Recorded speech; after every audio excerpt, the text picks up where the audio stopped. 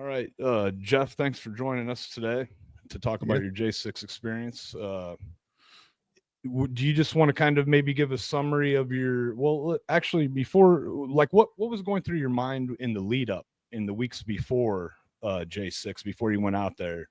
Yeah. What made you want to go?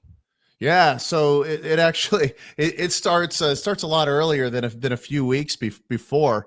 Uh, so I don't know if I would say I'm unique. I would say, first of all, I didn't serve. I had a couple of very lucky things happen to me throughout my process. Um, and I did not end up going to prison. Yeah, I spent a day in jail.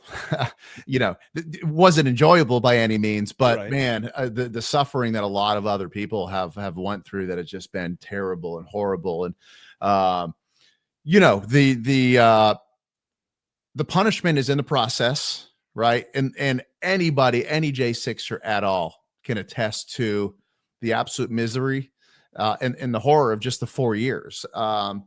Of varying degrees for different people, and I'll kind of get into my scenario obviously a little bit. But for me, I always said waiting. The waiting was the worst part. But anyway, all right. So going back, I've been in. I worked in corporate America in sales for a long time. I was in medical device sales. Did very well. Worked for some big companies. Did great. Made good money. My last stint was with a startup company that I went to. Did not have full FDA approval yet, and then of course COVID hit. So long story short, I'm going to skip out a lot of some detail. I'm going to say I was let go. In fact, April 1st, April Fool's Day, 2020, I was let go. And in a sense, man, I was kind of relieved. I'd been in corporate America for a long time, and in medical device sales, so dealing, specifically with surgeons and hospitals. And I was really unhappy with the healthcare system. And that really hit me hard on just how terrible our healthcare system is. And that's I could talk for hours on that subject right there. So I also, for fun, I owned a CrossFit gym that I bought because I went there for a long time. I was a member. It was really close to my house, but it wasn't doing well. And the owner was going to close it. And I'm like, nope, I want to buy it because it's too close to my house. So I bought it. I had some great coaches, hired a manager to keep it open. I personally never made a dime from it, literally not a dime. I poured about $50,000 into it. So after I got let go from my employer, I'm like, you know what? I'm just going to go try to run this gym, right? Like things are crazy right now. People are going crazy. CrossFit is, is big in my area. We have a lot. I live in Southeast Virginia Beach, Norfolk, Chesapeake, that area. A lot of military, tons of military. Right. So I had a lot of military. Most of my members were military members, and combat veterans, SEALs, for everybody in between. And man, they need a place. They need an outlet. And at the time, right, this was right before the Navy actually said, you are not allowed to go to a gym. Not allowed to go to a gym. That's what they told them. It's crazy. That is crazy. So I kept my gym open after they did a shutdown. So here in Virginia, I think, they did whatever there was, the 10 days, 14 days to stop the curve. And I said right then, I'm like, you're never putting the toothpaste back in the tube on that. It'll never change if people do that. Right. And of course I was right. So it got shut down and I kept it open. Now, during that time, I wasn't charging anybody, and CrossFit's not cheap, right? Average membership at a CrossFit gym is $150. I think mine was like $139 or something like that. Right. But didn't charge anybody because we had a lot of Navy people. I even like covered up the windows so they wouldn't get. I didn't want to get them in trouble, but they really needed an outlet, and they told me like, "Man, thank you so much for keeping this open. You have no idea how much I need this." So, in I'm going to say June that summer, the cops showed up. They had 3 cops come in to my gym, and they demanded that I shut down. And I asked them to leave. They didn't leave immediately, and it got a little more heated. But I told them, I'm leaving, you're leaving, and I'm not shutting down. They ended up leaving, and I didn't hear anything for several more weeks. And I was there all the time at this point, right? Because now I'm basically like, oh, I'm retired from my corporate job, and but things were getting crazy, and I ended up having a team of 4 or 5 SWAT officers in tactical gear, like came in tactically through the different doors in my gym. It was crazy, and I'm like, did you just enter my gym tactically? Like, come on. Right. So again, they demanded that I shut down. I didn't do it. They threatened to arrest me. I was like, well, arrest me. So they had a meeting. They ended up not arresting me that day. I was willing to have them handcuff me. So a couple of people, I think myself included, put a Facebook post up. It started getting some traction. Local media outlet reached out to me and interviewed me. And I blasted the police department for doing that. I blasted the governor for the fact that I had to close my gym and that I was being harassed by cops, while literally next door, there was a liquor store that could stay open. You could go to the McDonald's and the Burger King and the KFC right around the corner with no problem. You go to the Walmart, but my gym, they asked me to shut down. Right. They demanded that I shut down. So that put me in a whole different frame of mind that I've been in before, right? Because now I'm like, man, my whole life I've been in corporate America. I've done well. And now I'm like, here I am let go and sort of felt defeated, right? Like I've never been let go from a job before. And now I'm like, I want to tackle this. And even though I'm not making any money from it, like I want to do this because I love my members, right? I live a very healthy lifestyle. I eat healthy. I work out. And as such, I'm healthy, and I love that, and I preach that. As much as I love to preach the gospel of Jesus Christ, about living healthy and teaching people. And so, them taking that away, man, that was like a dagger, and it was so hard for me to wrap my head around this. They've taken away our freedom. They've taken away my passion. The whole pandemic has taken away my career, right? Now it's taken away my passion. Now it's taken away. And I've had my uncle died shortly after, right in the pandemic. I think probably June, May or June. Couldn't go to his funeral. Couldn't go to his funeral at all. And my mom was so close with with her brother, and that was devastating for her that we couldn't have a funeral. We couldn't do this. Right. I had another tragedy in the family with somebody close. Same thing. Couldn't have a funeral for them. And I just saw this so much. And so as this approached closer to election season, go into it. Listen, am I political? Yes. I've never been to a political rally in my entire life. Okay. Never. I've never put a yard sign in my yard. It's just not the kind of person that I am. So Here I am come January. I was in a Facebook group with some other gym owners, with like jujitsu guys, and there was some stuff going around that there was going to be some health protests in DC going on. So, that and coupled with the Trump rally, which I've never seen a Trump rally, right? And I'm like, screw it. I'm going to go to DC. So I drove up by myself. There was a couple friends. I was like, hey, do you want to go? And they're like, no, I have to work. Right? I have a job. And I'm like, I don't. So I went up there. I did end up meeting up with a friend of mine, actually, that I was in the Army with and went to airborne school with. Oh, nice. And I hadn't seen him in a very long time. He got arrested also after I did. But so that was really because you hear people that were solely focused, like I was going because I'm protesting a stolen election, and that's awesome. I do it. Okay, great. I wouldn't say that was my passion or my motivation. Do I believe that? Yeah, I do. But there was a lot of things going on, and so we listened to I listened to the rally. I couldn't hear anything. I was so far back, and man, I've never seen so many people in my life. It was a beautiful thing. A lot of things surprised me there, actually.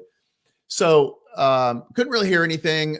It's really cold, and it wraps up. And me and my buddy are we're getting ready to leave, and we both parked in Northern Virginia somewhere and took the train in. So there were so many people going towards the Capitol. So we were like, you know what? Let's just go the other way, and we'll just leave. We'll go back to our cars. So that was our intention, and so we started walking. And my buddy has a hat on. It says like a Iraq war veteran. Right on. And because he was over there. And we had these guys, they were like, hey, come here.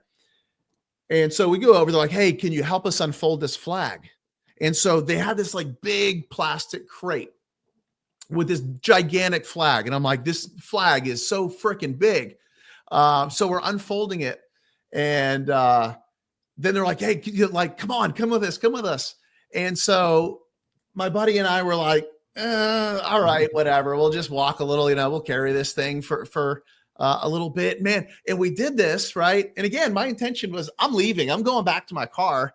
And we got under the flag, and everybody's there and chanting, and you're walking down wherever it is in DC that we're walking. And, there's people all over. And I don't know what it was. Like the feeling that came over me and over so many other people. Like I've never this is part of history right now with what's going on.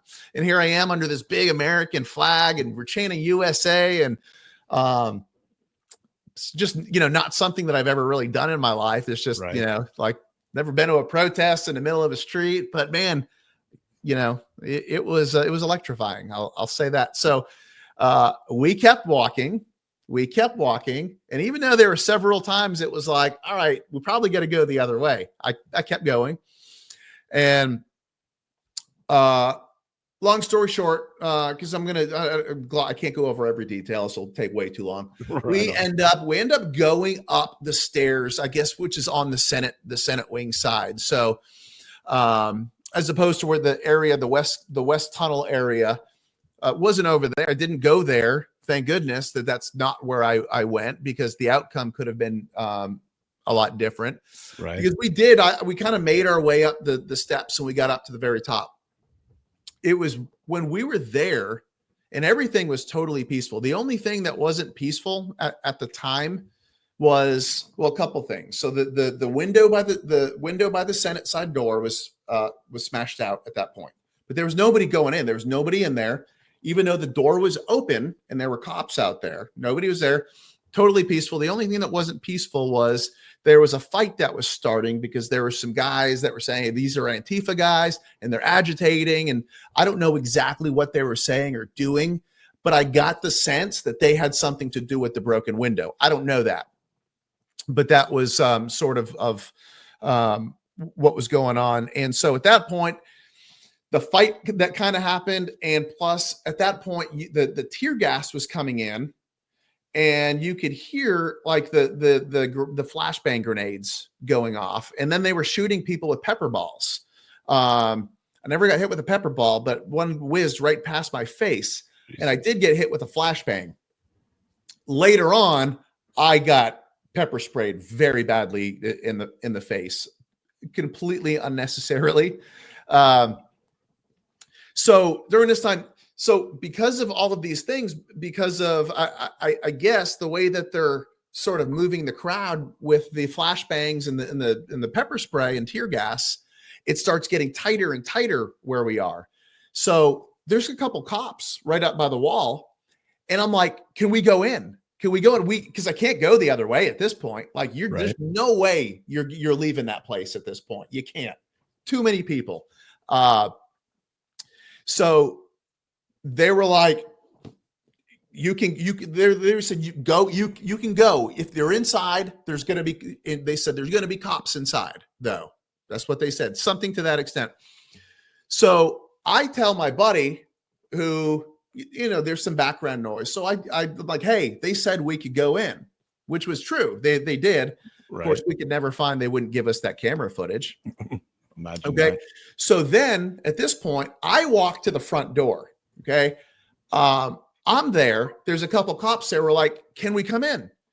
And they're kind of like looking at each other, like not really saying anything. Somebody radios something. And like 30 seconds later, what I suspect was a supervisor walks up. Now, again, remember, nobody's pushing their way. Nobody's yelling. Nobody's doing anything stupid. We're literally like, can we come through? Because we can't go. We have nowhere to go. Right. And so, and by the way, too, let me just say that some of this stuff, I'm trying to remember this the best that I can. Yeah. Because I've spent 4 years really trying to not think about this stuff. Yeah. Right. So, there may be some whatever that may be slightly inaccurate with the timeline. So anyway, supervisor comes up and he waves us in. At this point, I've got my cell phone up and I'm recording this. I'm like, okay, great. Because I'm like, they're letting us in. Okay. And I'm recording it and everybody's chanting USA, USA. And we go into like the crypt area. And that's where I stay, right? I'm like just there. Nobody's doing anything crazy. I guess so. This is during the time that Ashley Babbitt got shot. Right About on. 30 minutes later, I think I was inside for 37 minutes, just standing there. Because I'm like, I don't know where to go. I can't go the other way. So I guess it was the time Ashley Babbitt was shot. And then the riot police at this point come in and start pushing. I don't think I had seen riot police up to this point, at least not up close, but now they're pushing us in or pushing us out. So it's so packed. I'm like, I can't push in front of me. So I exited through the broken window because the doors were crammed. I'm like, I'm just going to get out of here. Right. So of course they've got video footage rolling, or I don't know if you know who Baked Alaska is. I can't remember his first name, but he's kind of had this infamous live stream that they got a lot of evidence off of this. And so Right. I was on that. And so as I'm going through, my buddy is recording also. I'm going through the window and I kind of go through and turn around. Well, they stopped this freeze frame, this one spot where it almost kind of looks like I'm giving a thumbs up. I'm not. It's just Right the way on. that like I'm moving. And so in the statement of facts, they're like, Mr. Etter, blah, blah, blah, stops and poses for a glory shot or whatever they call it. I'm Right. like, you guys are scumbags, because that is not what I did. And anybody, if we were able to get that footage, and that's the thing, they're banking on us not getting the footage and refuting that claim. And even if I were to refute the claim, who cares? What difference does that make? They've already put it there in a statement of facts, which they put up on the DOJ website, which you search my name in Google, and that's the first thing that's going to come up. So they smear you with the evidence that they want, and then say, well, if it's not true, then your lawyer can fight it, right? Oh, you want the discovery? Sure. Here's 40,000 hours of discovery. And now your attorney's like, well, this is going to cost $150,000. Right. Everything that they did was to punish and inflict as much pain and damage on every single individual that was there that day. Anybody that says otherwise is a fraud, a liar, intellectually dishonest, or just plain stupid. There's nothing else.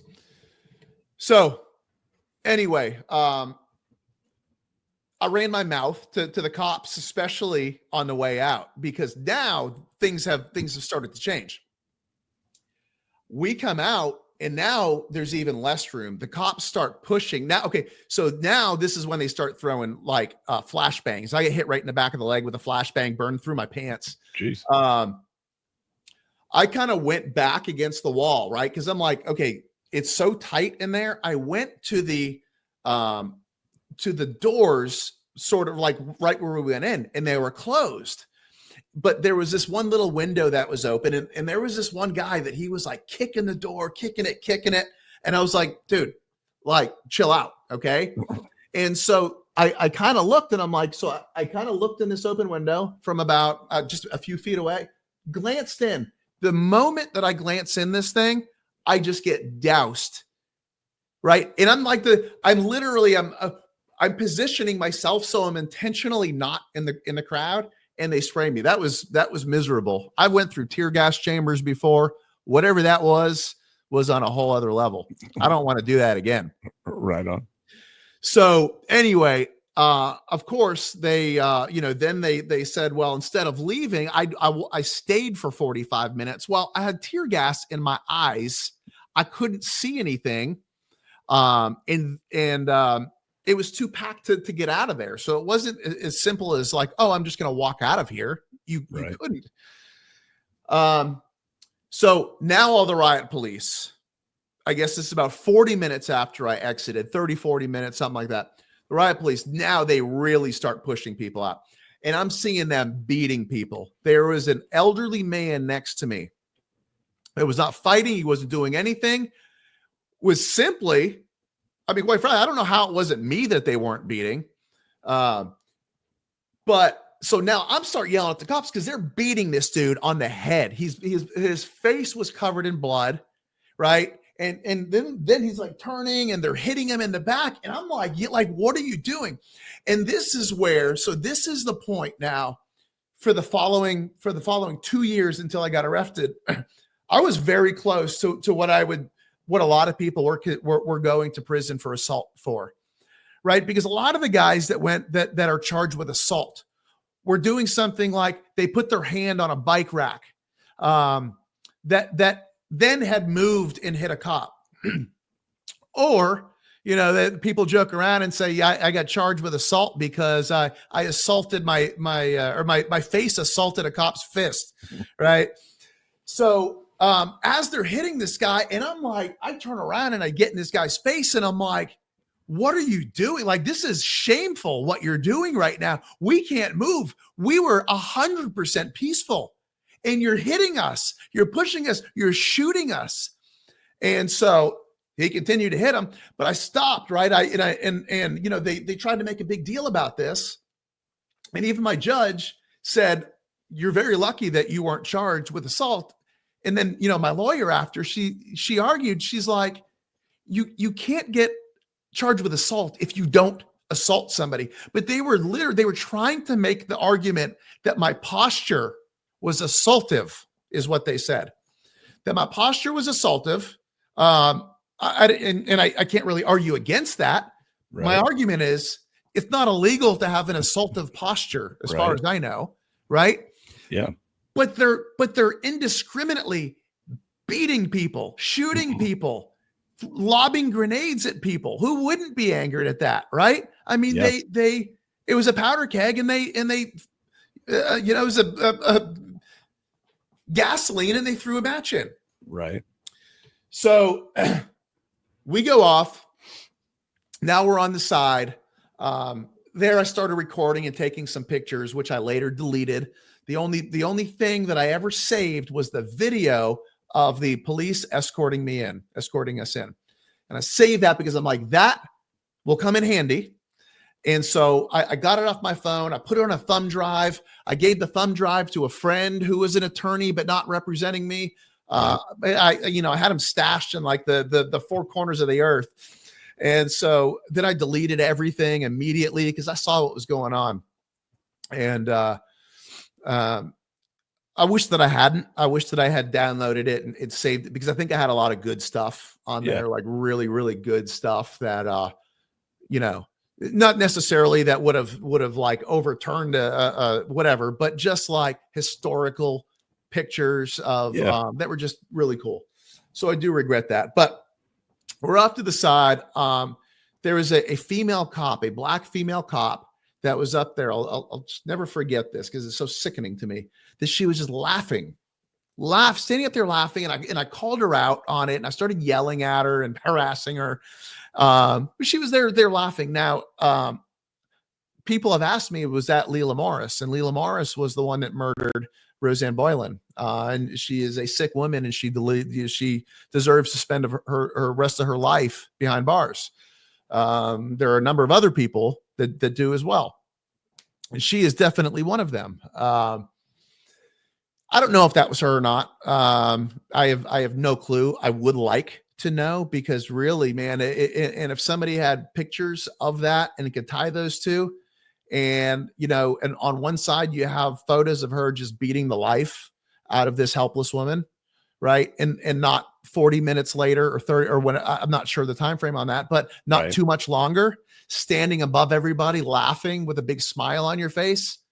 You know, again, I don't know if it was the same person, but if it is, man, that just proves that you are a sick individual. So I get back, and it didn't really bother me a whole lot, like for the first month. And there's some other stuff that I'm leaving out, just because that there's some more personal, private stuff, nothing weird at all. Yeah. That led up to this, that I think it would take me a long time to put into context, that people just wouldn't care about. So I'm sort of like trying to figure in my head, like, how do I explain this to where it makes sense? But so I get back, and I really, like, a month in, I start realizing, man, this is really a big deal. And at this point, I'll just go ahead and say it. Okay, I'll just go ahead and say it. So one of the things, so I never considered myself a depressed or any kind of mental issues at all. In fact, I sold a medical device for severe depression. I did have some PTSD and anxiety from stuff in the past. And I finally after I got let go from my job, some of this stuff started to surface. So my primary care doctor put me on 2 different antidepressant medicines. And I didn't realize it at the time, but I really think that those screwed me. I didn't give a crap about anything. I never had tattoos. I got tattoos all over myself. Now, not that I have anything against tattoos, but like, let's just put into context. Like, here I am, a guy from corporate America all my life. I've done very well, very polished. And, go to getting let go from my company, getting tatted up and just not giving a rip. But that was my mindset. That was my mind state at the time. I was angry. I was bitter that I let go. I was angry at the government for shutting me down. I was angry at the media for how they portrayed me in the interview of me. Right. And then coupled with the media and everything that they've done over the past 8 years now, and just how dishonest they are, and how dishonest the government in general is. And so, man, all this stuff just kind of came down on me. And so, kind of to go back full circle, that's why I went to DC. And then when I came back and I realized the gravity, I was like, I got to stop these medications. And I stopped them right when I got back, is when I stopped them. And it was like a couple weeks later is when I was like, dude, it hit me. I'm like, I'm going to get arrested. And so I've always proclaimed to be a Christian my whole entire life. And my wife is a very strong Jesus lover. I mean, she loves the Lord, and she has prayed for me, I think, every day that she has known me. And I was in the shower one night, and I was like, I've got 3 kids. I've got 2 young boys at home and a daughter. And I'm hearing about people getting arrested, and they're in jail. Like, they're in the gulag. Right. And I'm like, this is serious. This is really freaking serious, because again, my demeanor and some of the things that I said, now I'm thinking, right now I'm saying, well, they're getting charged with like obstruction or civil disorder. Like, I could easily get charged with that stuff. So anyway, I'm in the shower, and I got out of the shower, and it just hit me, man. Like, I'm telling you, I don't know where you are in your faith and your religion or whatever. If you know Jesus, then awesome, that you are my brother in Christ. If you don't, I pray that you come to know him, because it will absolutely change your life forever. I promise you. So anyway, I get out of the shower and it hits me, and I get down. I'm probably going to get choked up here. It's all right. I get down on the ground, and I'm naked, laying on the ground in my bathroom, right? A 40-something-year-old man in my bathroom in tears, laying on the ground, and just said, Jesus, like, I am surrendering everything to you. And man, it really, it was almost instantaneous. Like some of the things that I had been struggling with, that a lot of guys struggle with, taken away. It profoundly impacted my life in ways I'll never, I don't think I'll ever be able to fully explain. So that was awesome. Now, I still am anxious every day, fearful. I couldn't sleep, man. If I couldn't sleep at all, right? Because I'm thinking, like, when am I going to get raided? Okay. Now, I'm already starting to notice, about 6 months in, I'm starting to notice some really weird stuff. There's people out in front of my house. I live on a very quiet neighborhood on the end of a court. There's people outside. I've caught people taking pictures of me with a camera. Like, random people don't take cameras out. And so I, when was it? February 23rd, 2022, FBI shows up at my house. I wasn't there. Now, at this point, I started my own company. I was doing a digital marketing agency and doing some like digital health stuff. So I was always working from home. But I had a doctor appointment that morning, and I'd never go to the doctor, but I had a doctor appointment that morning, and I'm in there and my phone rings, and it's my wife.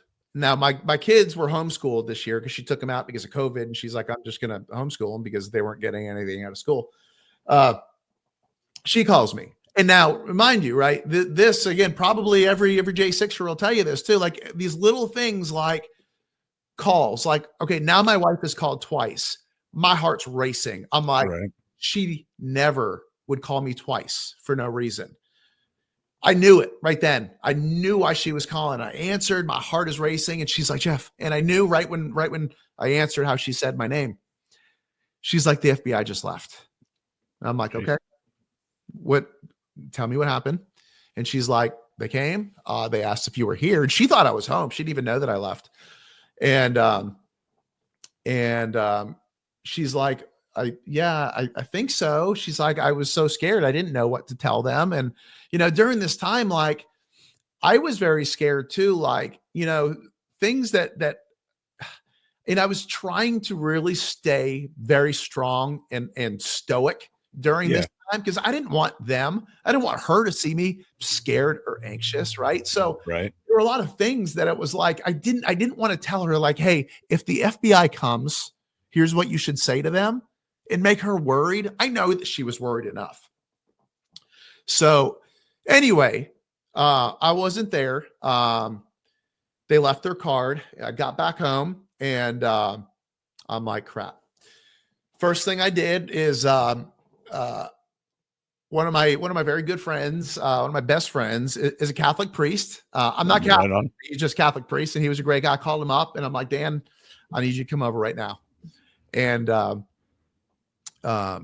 he comes over, and so we talked and we prayed, and then I was like, okay, I got in the right mindset. I called. No, I'm sorry, that was my second call. My first call was I called my attorney. That I had already retained an attorney at this, because I knew at one point it was going to happen. So called my attorney, or texted him. I can't remember. I sent him like, hey, they came by. And so he took my call immediately. We talked, and he's like, all right. He's like, don't call them. Whatever you do, don't call. He's like, let me just handle it right now. And so he calls me back. He's like, yeah, listen, there's nothing good that can come out of you going there. Nothing at all. So he calls me, he says, don't call him. Don't talk to him. There's nothing good that can come out of that. So I'm like, all right. And now, of course, it is, normally day to day, sometimes my anxiety from this is a 10 on a scale of 1 to 10. Some days it's like a 6, right? But I can tell you this, there was not a single day where this wasn't the prevailing thought in my head throughout the whole entire day. And if you were a J6er that hadn't been arrested and it wasn't, well, then you're built different. Or Right. you just, you had nothing to lose. Again, and I think it's different. If I were single, and didn't have, it would have been probably a whole different story. Right. So I don't hear anything for a year. And a year to the day, I get a call. I'm sitting in my office and I get a call, and it's my attorney. And listen, that's about the worst call that you can get, right? Because my attorney's not calling me just a year later, just to, see if I want to buy Girl Scout cookies from his daughter. Right. So he calls, and I didn't. I think it hung up. It rang like twice and hung up. I was like, "What the crap?" I'm like, maybe he butt dialed me. Maybe he called the wrong person. And I'm just, I just sit my heart's racing, and I'm just praying, Lord God, please, protect me, whatever your will is, blah, blah, blah, just nonstop. And so it was like, I don't know, 10 minutes, I guess. He calls back. It could have been, it felt like a year, honestly. Right. He calls back and he's like, all right, Jeff. Now I've really only ever talked to this guy like one other time before, but he came highly recommended from several people that I trust that are attorneys. And so he's like, hey, are you at work? I'm like, well, I'm at home. I work from home. He's like, okay, are you alone? Yeah. So he's asking me these questions, and I'm just like, dude, just tell me. Like, I feel like my heart is about to rip out of my chest. And he's like, okay, well, are you sitting? And I'm like, all right, well, what's going on? And he's like, well, the FBI is called. They are asking for you to surrender tomorrow morning. So right there is a little tiny sigh of relief, right? I'm like, okay, I'm not going to get my house raided, right? Right. So I surrendered. They were like, here's what you got to bring. It was like electronics devices that they wanted. And don't wear a belt, nothing with laces. I'm like, okay. Now I'd never been arrested before, so this was pretty new to me. He's like, it's misdemeanors right now, which that was a relief. And honestly, man, it was, once we had that conversation, it was actually a big weight off of my shoulders at that point. I'm like, okay, I got arrested. That part's over. Okay. The waiting was been terrible. That part's over. It was bound to go public. It was bound to happen. So Right. Here it is. And so I self-surrender. They wanted me there. It was like 7 a.m. or something like that. And so they bring me, they process me. They booked me into the federal courthouse jail all day. And I'm in there with some pretty hard dudes. There was throughout the day, there was probably, anywhere between 4 to 12 of us in that holding cell. And, I'll put it this way. They came from a whole different background that I don't know anything about. Right on. And, but man, we started talking, and, they were asking me, I'm dressed kind of nice, and like, Right. they're having fun with it. And they're asking, and they were blown away that I was in there, that I was sitting in this jail cell, came in ankle shackles and wrist shackles because of that. And they were just like, so it was almost like these dudes felt bad. They were like, that's right. messed up. And so anyway, there was another guy, he was going back for his sentencing. And so, again, like I self-professed Christian throughout my whole life. I actually grew up in the Catholic Church, but being outwardly, professing my faith was something very new to me. It's just not something I did. Anyway, this guy's about to go get sentenced for some pretty serious gun charges, federal firearm charges. Right on. And I was like, dude, can I just pray with you? And I prayed with him. And man, everybody in that jail cell joined in on that prayer. You could and it was a beautiful thing. And this sounds weird, but that day that I spent in jail was the most peaceful, relaxing, almost like happy almost day that I had since January 6, 2021. And it sounds insane that I felt so like free, alive, like a burden had been lifted on me because I was in jail.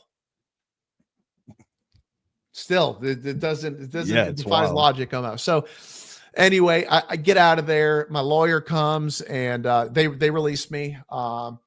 We had a couple conversations and he was like, listen, I hate to have this conversation with you, but there's two things that we have to talk about. Number one, my job is to only represent you here. I'm not going to represent you in DC. I've got some colleagues who I trust, two people, and you can call them. Here's who I would recommend first, and that's who I called first. Lana Manita, she was my attorney. I don't have a whole lot to base it on, but I think she did a pretty good job for me. I heard other nightmare stories about some other attorneys, and thank the Lord that I had been blessed with great jobs, great employment, great opportunities to make good money, that I was in a position where I could afford an attorney, and this wasn't going to cripple me and make me lose my house. I mean, I can't tell you how much praise God that I was in that position. Right.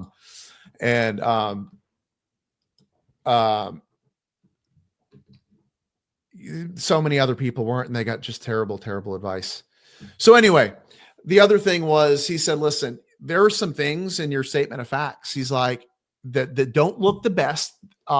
There could be, he's like, I'm keeping up with the cases. There's a potential that there could be superseding indictments. And man, he told me that. I was like, that just made my heart sink. And I started watching every single case. And, so now, right. So now it was like, this is like this big roller coaster. Right. Cause I'm like, okay, it was that sense of relief. Okay, boom. Now that part's over. Now it's like, okay, could I get charged for something else? And now, I'm following everything, and it's like, okay. Right on. Long story short, I ended up taking a plea agreement. This was a time where if you pled, they dropped it down to the one Class B misdemeanor, the parading one. So I took that, right? Even though I don't think that I should have been charged with anything, but this is my lawyer's advice is, she's, Jeff, you're married, you got a family at home. Right. You're looking at 4 misdemeanors with a total of 3 years in prison.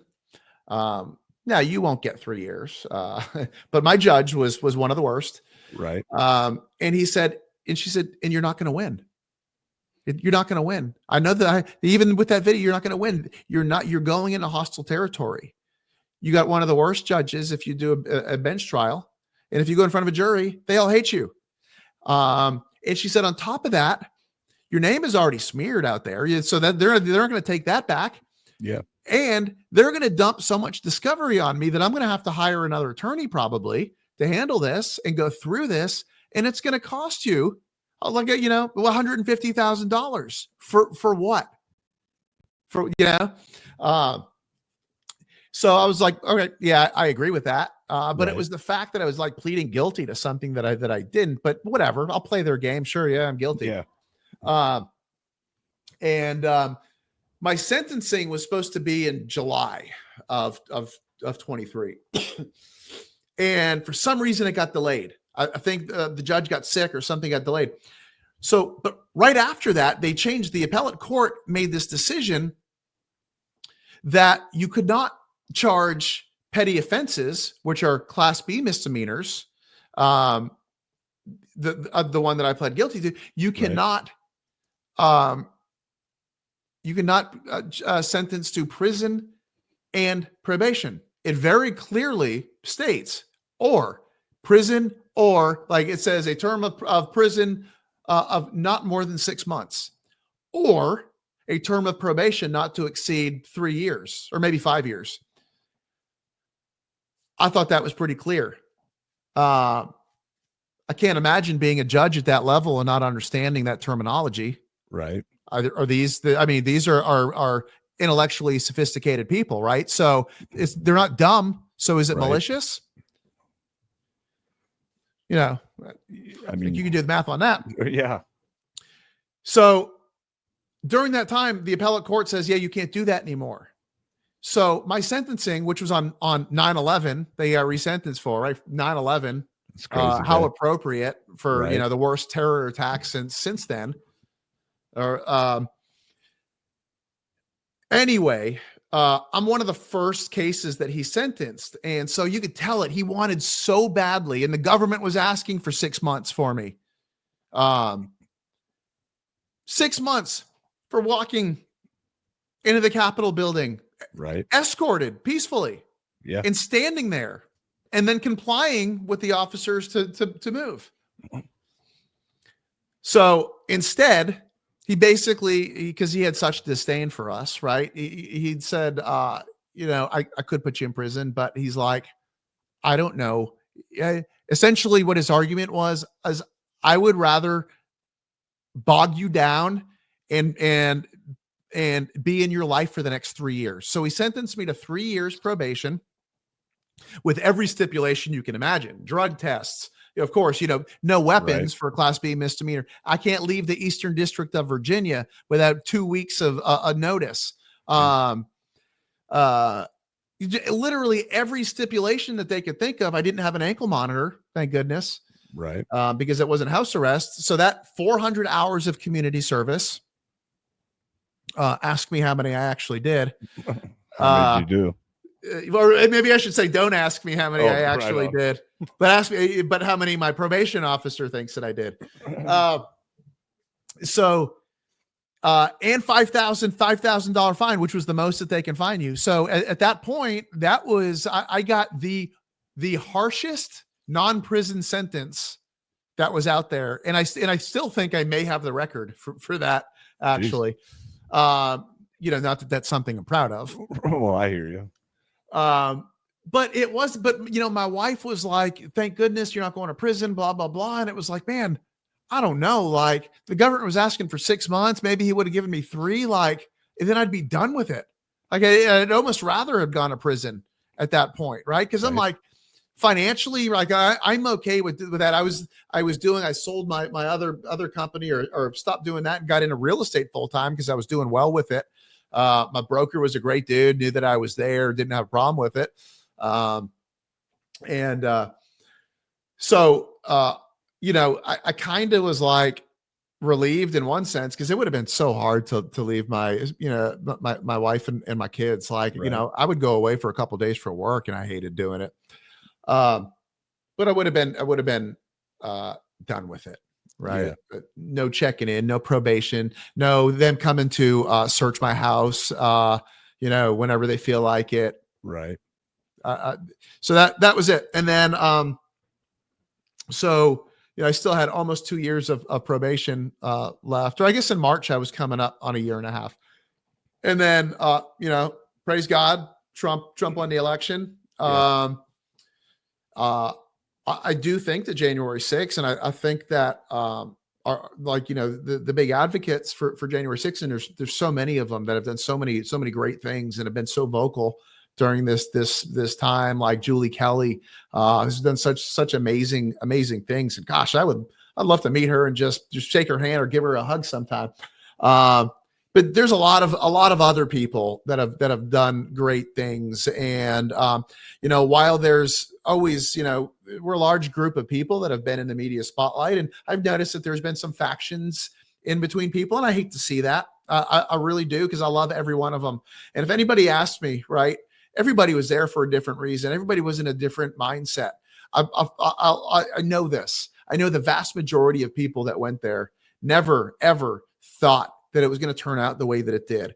I think that the vast majority of everybody that went there had one thing, that had a loving, patriotic mentality, and never intended to make it turn out the way that it did. And it's such a tragedy what happened there, because there's so many things that went wrong. And I'll say this: it's so easy for people to sit on a sideline and call us idiots, or whatever you want to call us, and say, well, F around, find out, or you can't believe you did this. I may have said the same thing if I wasn't there. But there was something so intoxicating about that environment. Whether it was the love, whether it was the fact that I had been on antidepressants for 2 years and numb and just not gave a crap, that I was now there doing this and had never felt more alive in the past couple of years, and all of these things, that it was like, man, like there was, I mean, again, I keep using it, like, electrifying about it.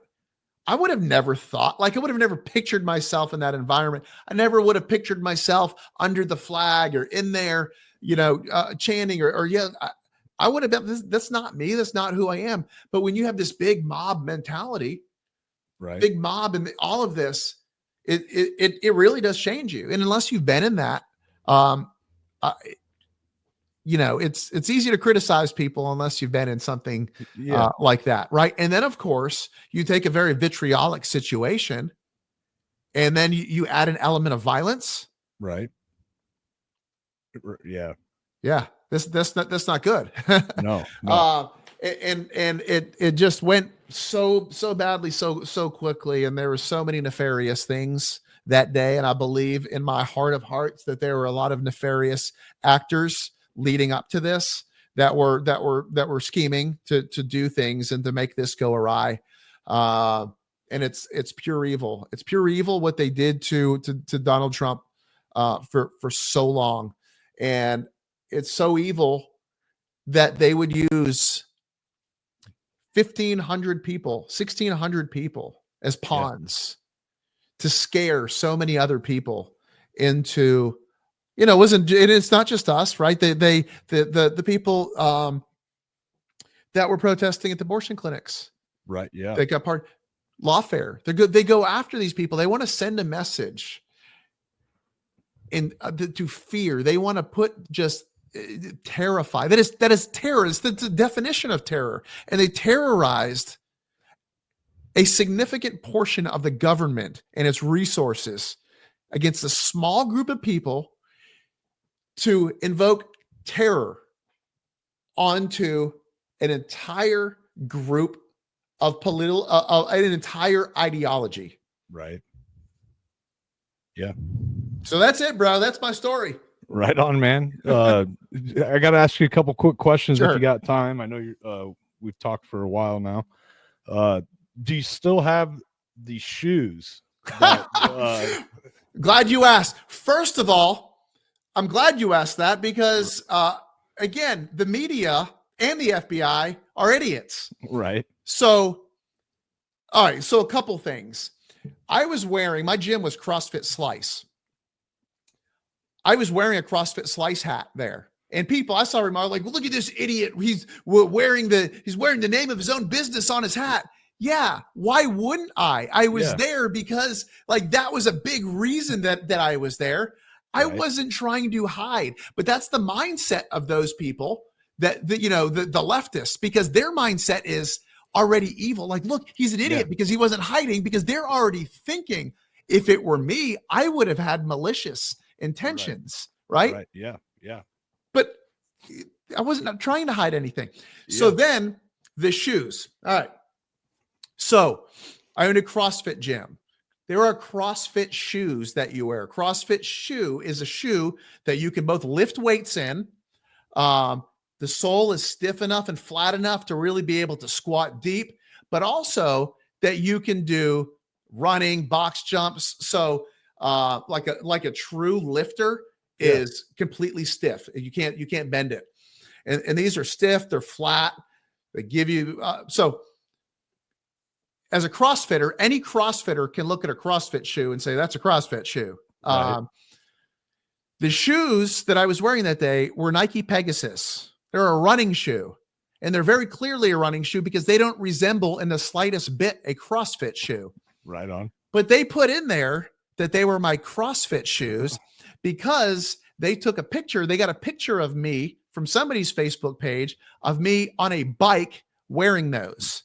Right on. That I was wearing. So I don't have those shoes because I got rid of them along with the pants with the hole burned through them. Right. And unfortunately, the sweatshirt that I was wearing that day, because it was covered in CS gas. I'm like, I don't like this stuff's got to go. Yeah. But what's the funniest thing about that is this, and so many people have asked me and joked about this is, they try to make this look like that they're Dick Tracy tracking me down by my shoes and, with a magnifying glass out there. Yeah. They already knew that I was there because thanks to George Bush and then Bill Clinton for the Patriot Act, they can just spy on us if they want. Right. And they had cell phone records of everybody that was there. Literally everybody. They have cell phone records except for the pipe bombers, right? Because somehow, right, in a weird coincidence, those files were corrupted. Nobody else. So they knew who was there just on cell phone records. Right. But what they do, they don't say that, right? Because it's not a popular statement. Yeah, we tracked him down because we pinged his cell phone and then subpoenaed the carrier to find out who it was. No, they say, well, we matched his shoes to his from a picture we found or took to his shoes on January 6th. Wow, yeah, okay, Dick Tracy, great investigative work there. That is not how they found me. They knew that I was there because the cell phone carriers in the banks licked the boots of our Department of Justice and willfully handed over any shred of anything that could contribute to the largest criminal and terrorist investigation probably in the history of mankind. In fairness, I don't think any of the pictures that I seen in the statement of facts had your face covered either. No, well, no. And that's because out of principle, I refuse to cover my face with anything. Right. I hear you. Well, yeah, I get it. Right. But it's not like you were trying to hide at all. What's that? It's not like you were trying to hide your identity at all from what I could see. Exactly. Right. Do you feel like when you joined the military, did you ever anticipate seeing something like this happen to American citizens? Of course not. Absolutely not. And here's a cool story. So I was in the Army. I was in 82nd Airborne Division paratrooper. Got out from there, and I went to University of Massachusetts, and I joined the National Guard because if I joined the National Guard coming off active duty, I got a tuition waiver at any state school. So I got into the University of Massachusetts and went. And so I was there during 9/11. In fact, I was a political science major with a minor, a double major in international relations, and I was taking a class at the time called International Security Policy. I'm in this class. Meanwhile, while planes are hitting American soil, and so I leave. I don't think I had a cell phone at this time point, so. I go over to my girlfriend's house and I see there's all kinds of commotion going around. And so I go over and like, what's going on? And I get there just in time. And I end up seeing, I think live, the second plane hit. Maybe it was a relay. They were playing it so many times. So that was it. And of course, a lot of things changed after that. I was a huge Bush supporter, by the way. I was a big Bush supporter. I was a big supporter of, coming out of the military, and I trained for war. That's what you trained for 4 years. And it's Right. kind of like, now this is going on. It's like, man, I almost want to go back in now, active duty, but I'm going to finish college first. And, then I'm like, bomb them, kill them all. Right. I'm Right. cheering on the Iraq war. And then at some point, I really, started becoming pretty adamantly anti-war. Now this is well after college, and I can't really think of when. And I was get to the point, like, what are we doing there? Like, I started questioning a lot of things. And I think this was even before really Trump kind of came into the picture, that I'm like, why? Like, I just don't get this. And, but being at University of Massachusetts, one of the most liberal colleges in America, and you got all these hippie, smelly lefties, right? Commies that, like, I don't want anything to do with. And they're there talking about the military industrial complex. And I'm like, you're a lunatic. Get away from me. In fact, I want to beat you up. Right. And now here I am 20 years later. And I'm like, the military industrial complex and blah, blah, blah, the deep state. And what's so funny is I look at those people from 20 years ago, and it's like, man, we have so much more. And if I had to bet, right, if I had to bet, they would be right now anti-Trump hardcore. Right. But if you could go back 20 years and say, listen, what if there was a guy that was against wars, and he stopped, would you support him? They would have said, of course I would.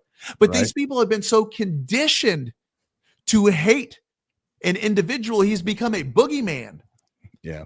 Because there's nothing else. As long as you have one person that you can instill so much hatred for, you don't really have to stand anything, because all you got to do is get that many people to hate. Well, that only worked for so long, right? It didn't work. It didn't work in the last election. So, thank God that the tides have changed. Thank God that people have just become so skeptical now of things. So, no, I don't think at any point in my life would I have ever anticipated anything like that ever happening. But then I never would have anticipated, I never would have thought back then when I was under, and I'm sure that these words have come out of my mouth. I know this when it comes to the Patriot Act, where I've told people, if you didn't do anything, you've got nothing to hide. Man, did those words really come back to haunt me? But again, going back, we have so much in common with those people that I despised then. Right. And now I feel like I'm sort of where they were. But what's funny is, if they are the same ideology, they would probably despise me right now. Yeah. Yeah. So, never in a million years would I ever thought that would happen. Never in a million years would I have ever thought that the restrictions from COVID, I'm like, there's a cold going around. You got a cold, and you're taking everybody's civil liberties away. But the worst for me, that the government was doing this, right? Because this is the way I look at it. The government is inherently evil, right? Right. It's like people, right? We're all sinners. We are sinners. We are inherently sinners. We are evil people saved by grace through the blood of Jesus Christ. Okay. That is humans. Now, if you look at the government is just inherently evil. And I don't think that there's any fix for it. Right. But I didn't think that then. I do now. So I never would have thought that they would have taken away our freedoms, that they would have just tried to crush so many people. Right. And it's still, I'm still in shock. And I don't know how you fix that at all, if you ever can fix that. Yeah. Unfortunately, it'd be a hard fix probably, but there's always hope, right? Yeah. Yeah. I mean, it's more hopeful looking now than it was a couple months ago. I agree. Absolutely agree. Is there any group or any foundation or anything you're working with to help out J6ers or anything that you want to put? No, I've not worked with a group. I try to stay connected with a lot of the groups, like Jenny Cudd, who's got the J6 home. I can't remember what it's called, and I'm sorry. And I don't know if she'll ever watch this or not. But I apologize for It's forgetting the this. Road Home Project. Yeah, and so I think that's so awesome. Suzanne Monk has done so many great things, and I look at the people that have been so outspoken, guys like Brandon Stratka, John Strand. I know I'm leaving people out here just because my mind has been a whirlwind tonight, but they have been relentlessly nonstop vocal about this. When people like myself, right? I tried to, I'll be honest, like I tried to maintain a low profile. You know, I got a family here. I got to continue to make money and support my family. Yeah. And you know, of course, you know, the government oversight with social media and watching you, and just all of those things. And I've seen, you know, how much harder, even when you're on probation, they can continue to make your life harder by doing things just because if you piss the wrong people off. Right. So what I have done is there's so many, gosh, man, there's so many such tragic stories that I've read about. And whenever I can, I was always trying to get people's Venmo, and I will send people money. And I'll really try to look at like, okay, you kind of get a sense for the people that are struggling financially, that need like day-to-day stuff, and support them. I would always try to do that just because I was always suspicious about like the give, send, goes. Not that I don't trust that platform. Right. But there are cases, and there are evil prosecutors, evil judges that would try to take that money away from them. So I'd always try to give people money, you know, off the books as much as I could. Now, moving forward, now that this is behind, and I can talk about stuff, and I can share a lot more, and I can do things that can make money to help people, because before, right, if I'm on probation, I can't do that stuff. If I'm making money off of it, they can come and take that, even if it's a charity. And I don't know if legally if they can do it, but I don't want them trying to do it. Right. And you know, I'm a pretty business savvy guy. I've got the means to start something, but I do have a couple goals. One of them is I want to do prison ministry. I want to do ministry for J6ers. And there is I was on a X Space the other night with a Cooey, Cowboy Cooey, and man, what a good dude he is. I don't know if you've ever heard him speak, but man, that dude loves the Lord, and you can tell. And he just spits fire when he talks. And I think that, you know, the Lord has something in store for people like him. Yeah. And you know, I don't think I have necessarily what he has in that regard. But I would love to start a business of some sort with the goal of making money, right? I want this to be a profitable business. I want to make money off it for myself. Right. But more importantly, I want to make money so I can help other J6ers that are probably never going to recover from this, or at least not the way they were before, because we're pardoned. Okay. That's just like, that starts a whole new battle, because with the stigma of this and getting jobs, or getting the quality of jobs that we may not, I mean, if I go back, you know, some of the jobs that I had worked before, I wouldn't be there. I would have been fired immediately. So I want to do something. I want to start a business so I can give back to J6ers, to give back to the to the projects like the what do you call it, the home road or road home? Oh man, I so forgot. Whatever. I just had her on the other day, but so that I can contribute to projects like that, so that I can employ people, right? And there's some different ideas that I'm working on. I would love to be able to get with some like-minded people and strategize, say what can we start right now that it's going to be effective, that we can raise money and also create an advocacy, because I want to be able to, to go out to other groups that have been affected by this. I mean, I think, you know, before all this, you would have never heard me talking about criminal justice reform, not even a blip on my radar. And it is now. My perspective has changed. So now that I'm pardoned, one of the things that I really want to do, and I'm already starting the process of this, is my church is awesome. We have a prison ministry that I was not able to participate in because the terms of my probation. Right. And I want to do that.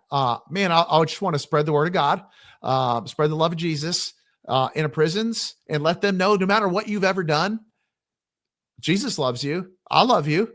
There are a lot of people that love you and that want you to win. I want to do that. But yeah, like, start some businesses, start an advocacy group, and just help people, and help some of these groups. And there have been people that have done a lot of work out of their own goodwill, and probably have never taken a dime out of this. And they are Right. absolute saints for Yeah. doing this. They know, I think a lot of people know exactly who they are. I know who they are. I may not be able to name every one of them off the top of my head, but I know who they are. And there's so many people that are so appreciative of them.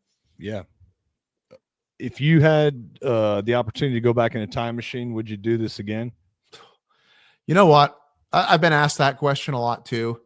I don't know. I don't know. I feel like I'll be able to answer that question better in about 20 years from now. No, I get it. Some days I think yes. Some days I think absolutely yes.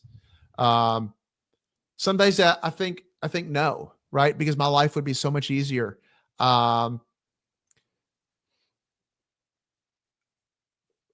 easier doesn't necessarily mean better either, because what it did do for me is it changed me, because I was scared. I was in a terrible place, and I called out for Jesus. He answered, and that would have never happened if it wasn't for this. So I think that the gift of Jesus is the greatest gift that anybody can ever receive, right? So how could you say you regret getting the greatest gift that you could ever receive? Yeah, how can you even argue that, right? Right. I think I know where this is last question, since I know we've kind of gone a little bit over on time, but if there was one message that you would like to have your story spread to the world, what would that be? Hey, good question. I don't know. That's something that I'd really have to think about. And because I don't know what that looks like, because I feel like right now my story from this is actually just beginning. Right. And I think that there's going to be a lot of good for a lot of people that come out of this. And I guess maybe that would be my biggest message to other J6ers. Number one is, if you don't have a relationship with Jesus Christ, do it now. Find it, read your Bible, just ask, just pray and ask. That's all you got to do, is just pray and invite Jesus into your heart. That's all you have to do. It is that simple. Is number one is that. And then just, hold on to hope. Number one, ask for help. I'm not somebody that easily asks for help. Okay. And again, thank God I'm in a much better position financially than a lot of other people that have dealt with this. Ask for help. There are a lot of people that want to help, and it's not easy, but ask for it. I do fear that there are going to be more suicides, and that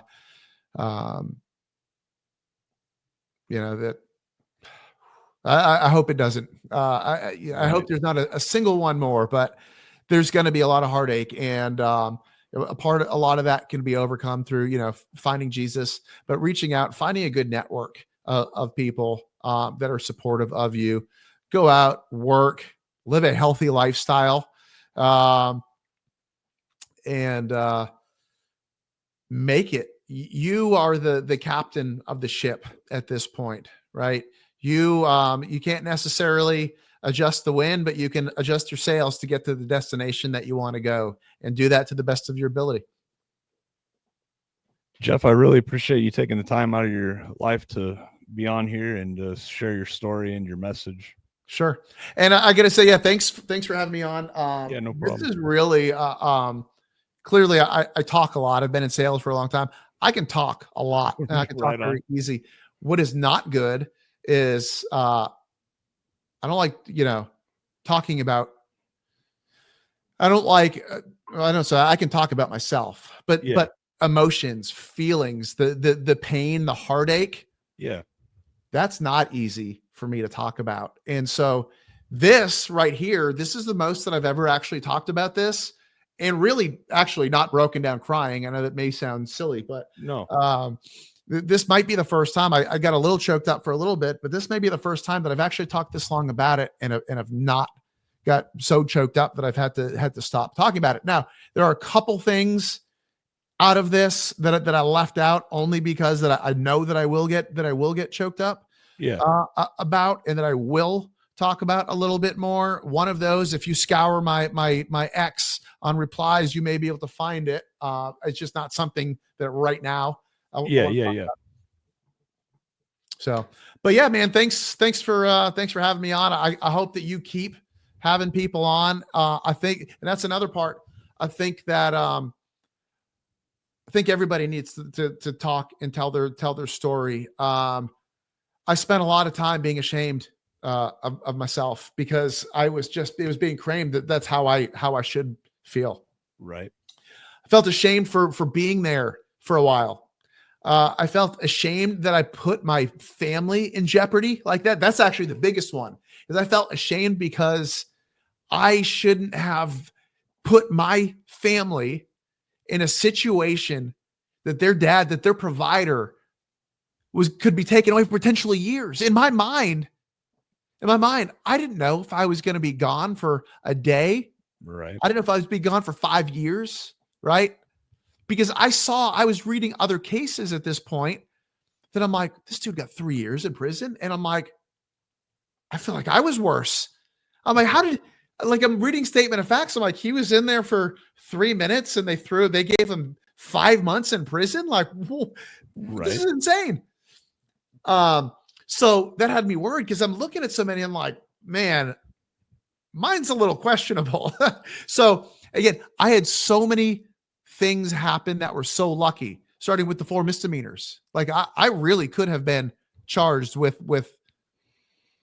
2 felonies, the civil Right. disorder, and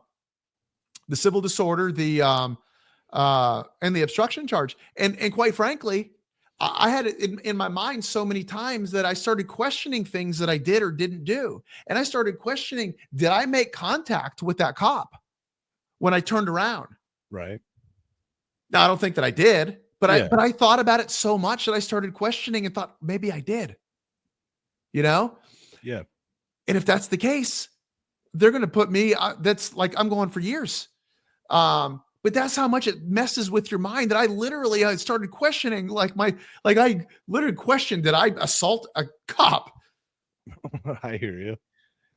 So, anyway, yeah, I'll shut up now. I do have to get going. No, you're good. I think it should be said. I think people will appreciate it. A man with military experience talking about his emotions, that might be a very beneficial thing.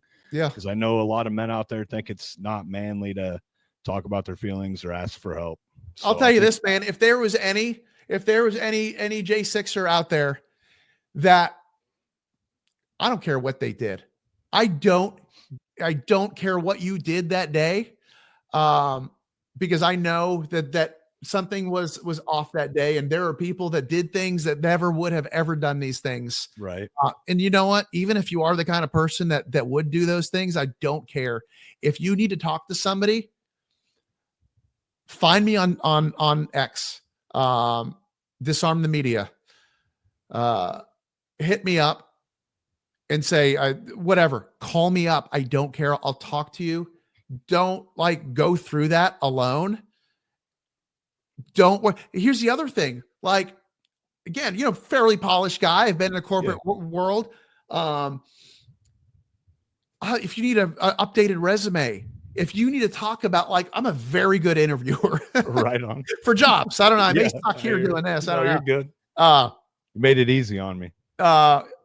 So I've always done really well in interviews. So I've got a lot of jobs that I've wanted. But I can help people through that too. Like, how do you explain what happened? How do you broach the subject? How do you just position? How do you sell yourself to get a job? Like, those are the things too that I want to help people Right. And I don't mean a business like that stuff. Like, you need help, bro, call me up. You want to talk at midnight tonight because you need help, because you're crying, because you've got a gun to your head? Call. I don't care. I'll take your call. Let's call. Let's talk about this. You're a real dude, man. I think the world's going to appreciate you. Hopefully in 20 years, you'll have a good answer to the what's the message of your story. Yeah. Well, I'll hit you up if that ever hits me and I have a solid answer to that. No, but that's you're good. I'm going to think about that, because there's a lot of questions that I want to think about. And you know, I would like to write like a memoir someday, like Right on. for myself, Yeah. for my family. Like, I'm not going to sell this. Like, nobody really gives a crap enough about my case that it's going to make any money. That's not why I would do it. Yeah. I want to do it for me, because I I want to put everything out there. Someday, maybe my family, my grandkids, just think about this, right? Like my grandkids someday going to be in history class and they're talking about this. My granddaddy was a J6er, Yeah. right? Like, right. Yeah. I have no idea. What's it going to be like? What is the narrative going to be like about this in 20 years, 50 years, 100 years Right. from now? Are we going to have this great republic 100 years from now? Like, what is this going to look like? Yeah. Right? Because so many people saw things happen over the last 4 or 5 years. Right. That you heard people talking about things.